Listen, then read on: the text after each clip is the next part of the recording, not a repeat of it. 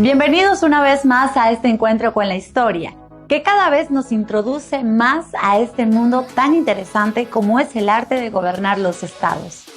Nuestro expositor el día de hoy es el doctor Roberto Barberí, escritor, abogado, ex ministro de Estado y catedrático. En esta ocasión él nos habla sobre la vida de Lenin y por qué llegó a ser un líder tan radical. Alexander Ilich Ulyanov es el hermano mayor de quien después será Lenin. Es acusado de intentar asesinar al zar Alejandro III.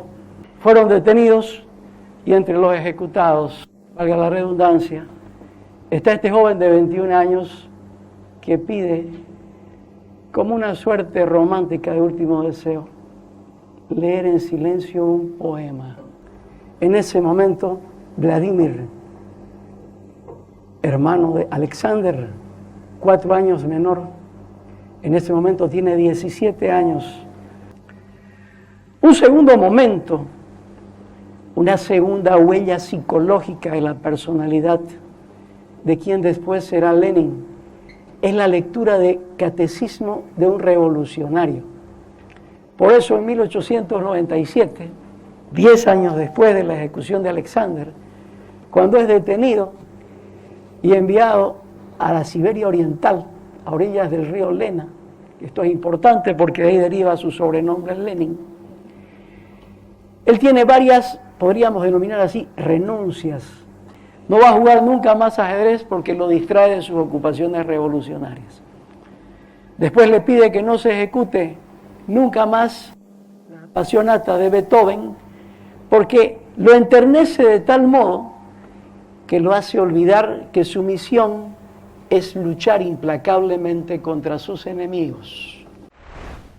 Según lo que nos dice el doctor Barberí, el mito de Lenin tiene mucho que ver con la historia de su hermano mayor, quien fue ahorcado acusado de asesinar al zar Alejandro III. Este episodio fue uno de los que marcó la vida de Lenin, quien en ese entonces solo tenía 17 años. Pero ¿qué les parece si seguimos escuchando al doctor Barberí? En el atentado contra su vida en 1919, mientras convalece en el hospital, escribe La Revolución Proletaria y el renegado Karl Kautsky. Cuando escribe qué hacer, plantea la siguiente tesis: necesitamos un partido fuerte porque las masas son inmaduras para poder desarrollar una revolución marxista. En 1903 se produce la escisión del Partido Socialdemócrata ruso porque la mayoría de los dirigentes que participaban en el exilio europeo con Lenin lo acusan de ser autoritario, déspota. Inclusive Trotsky escribe un artículo, el título del artículo ya sugiere el contenido: Maximilian Lenin. Casi jugando con la estadística, lo que Lenin nos dice es que en términos relativos esta represión costará menos sangre que otras represiones que ha habido a través de la historia. Según algunos cronistas, 17 millones de muertos, desterrados en los gulags, en las pequeñas islas que según Alexander Solzhenitsyn en el archipiélago Gulag ni siquiera figuraban en los mapas oficiales. Están las purgas de los denominados juicios de Moscú en la década de los 30, donde son ejecutados todos aquellos líderes que acompañaron a Lenin en la Revolución de Octubre que podían hacer sombra a Stalin. En 1902, Lenin escribe un libro llamado ¿Qué hacer?, donde propone la siguiente tesis: necesitamos un partido fuerte porque las masas son débiles, que nos permita llevar al pueblo a una revolución socialista. ¿Sabían ustedes que el verdadero nombre de Lenin era Vladimir? Bueno, él quiso que lo llamaran Lenin en alusión al río Lena, que es el más largo de Rusia. El hombre es objeto, no es sujeto de la historia. No adquiere la dignidad de sujeto.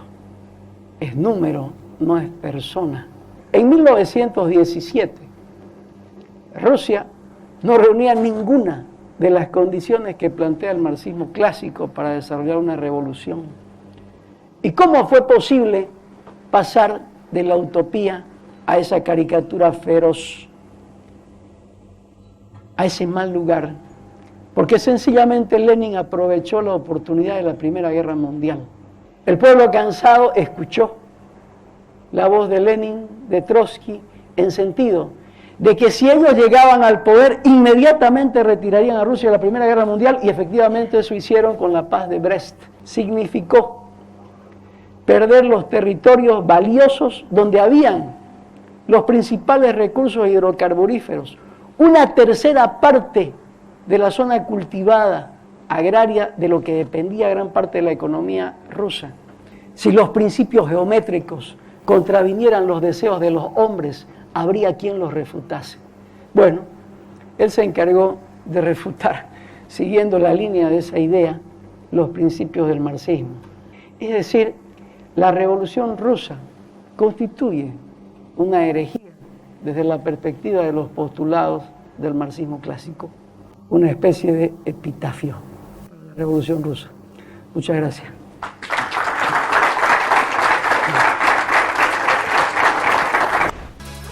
Y con esto concluimos nuestra cuarta cápsula de Un siglo para juzgar. Conmigo será hasta la próxima.